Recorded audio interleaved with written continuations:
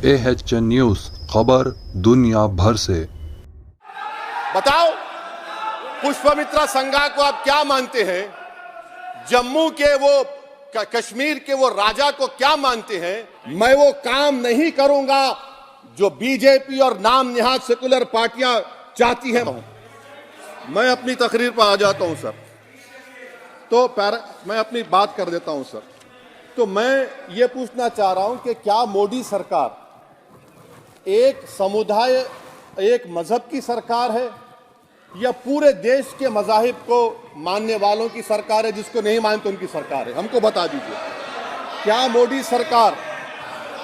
मोदी सरकार सिर्फ एक फिक्र और नजरिया हिंदुत्व की सरकार है? क्या इस देश का, इस गवर्नमेंट ऑफ इंडिया का कोई मजहब है? इस वतन अजीज सबके मजहब को मानता है। सर, मेरा मानना है कि इस देश का कोई मजहब नहीं है। क्या ये सरकार 22 जनवरी का पैगाम देकर ये बताना चाहती है कि एक मजहब को दूसरे मजहब के मानने वालों पर गलबा और कामयाबी मिली? क्या आइन इसकी इजाजत देता है? क्या ये पैगाम आप जब ऐवान से दे रहे हैं तो 17 करोड़ मुसलमानों को आप क्या पैगाम दे रहे हैं? ये मैं आप पर छोड़ता हूं। सर, 49 में धोखा हुआ, 86 में धोखा हुआ, 92 में धोखा हुआ, 2019 और 22 में भी इस ऐवान के जरिए हमको धोखा दिया जा रहा है। और अफसोस के साथ कहना पड़ता है सर कि मुस्लिम अक़लियत को हमेशा ये कहा गया कि तुमको भारत के शहरी बरकरार रहने के लिए एक बहुत बड़ी कीमत तुमको चुकानी पड़ेगी, और हम पर इल्जाम लगा दिया गया। सर, क्या मैं बाबर का स्पोक्स पर्सन हूं? क्या मैं जिना का स्पोक्स पर्सन हूं? क्या मैं औरंगजेब का स्पोक्स पर्सन हूं? बताइए सर, आखिर मैं कहां तक आप मुझे लेकर जाएंगे?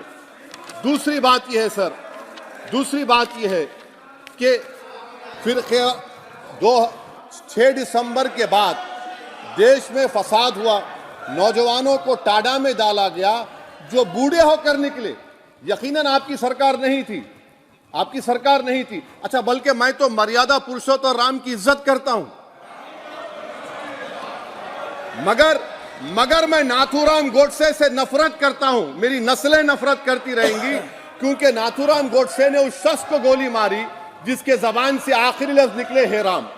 सर, छठी बात यह है कि 87 में मलियाना हाशिमपुरा हुआ, 83 में नेल्ली हुआ, 44 में जम्मू में नस्ल कशी हुई, 2022 में हल्दीवानी में कत्ल हुआ। इतने धोखे सबसे बड़े किसको दिए गए? असदुद्दीन ओवैसी को दिए गए। मगर फिर भी मुझसे ही कहा जाता है कि वफादारी को तुम साबित करो अपनी ओवैसी। सर, आज भारत के 17 करोड़ मुसलमान अपने आप को अजनबी और एलिनेट महसूस कर रहे हैं। मैं बहुत बड़ी नाइंसाफी होती है सर, ये कोई तारीखी नाइंसाफी को इंसाफ नहीं किया जा रहा है। स्पीकर बल्कि सर, अंग्रेजी में स्पीकर सर, केवल एक प्रश्न का जवाब ओवैसी साहब दे दें कि बाबर को वो आक्रमणकारी मानते हैं या नहीं मानते हैं? पुष्पमित्रा संघा को आप क्या मानते हैं? बताओ, पुष्पमित्रा संघा को आप क्या मानते हैं? जम्मू के वो कश्मीर के वो राजा को क्या मानते हैं जिसके पास एक फौज थी मंदिरों को तोड़ने के लिए? आप क्या मानते हैं? यही तो मैं कह रहा हूं कि निशिकांत दुबे 47 में आजादी मिली, असदुद्दीन ओवैसी से बाबर की बात पूछ रहे हैं।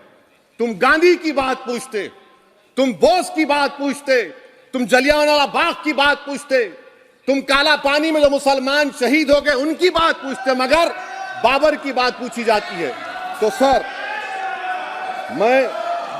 मैं आपको बता रहा था, खामखा डिस्टर्ब किए सर, मुझे मेरा वक्त ले लिए निशिकांत दुबे। सर, मैं आपसे कह रहा था, मोदी हुकूमत ये पैगाम दे रही है भारत के मुसलमानों को कि जान बचाना है या इंसाफ चाहते हो।